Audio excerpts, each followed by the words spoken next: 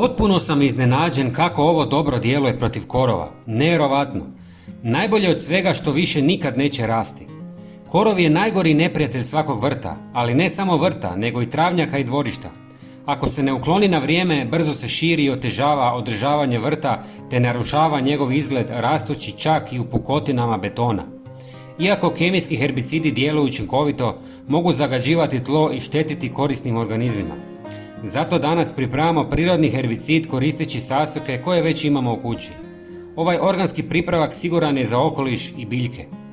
U 300 ml vode dodajte 1 žlicu limunske kiseline koja je prirodna tvar koja se nalazi u agrumima poput limuna i naranči. Industrijski se najčešće dobiva fermentacijom šećera poput gljivice. Dobra je protiv korova jer njezina kiselost oštećuje lišće biljke i isušuje. Pri tome ne ostavlja štetne ostatke u tlu i sigurna je za okoliš. Zatim dodajte 200 ml octa jer svojim kiselim sastavom oštećuje lišće i usporava rast biljaka. Prirodna i lako dostupna tvar što ga čini praktičnim za domaću upotrebu. Međutim, treba izbjegavati prskanje zemlje jer ocet može oštetiti tlo i korisne organizme u njemu. Prskajte isključivo korov.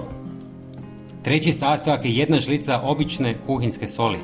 Sol je vrlo učinkovita u suzbijanju korova jer izvlači vlagu iz biljaka što ih brzo dehidrira i ubija. Također je jeftina i lako dostupna za korištenje u vrtu.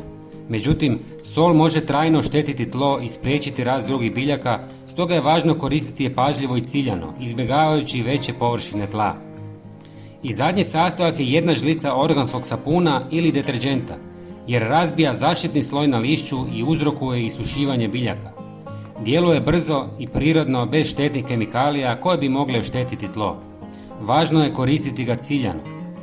Sastojke ostavite da odstoje u vodi nekoliko sati kako bi se sve dobro rastopilo.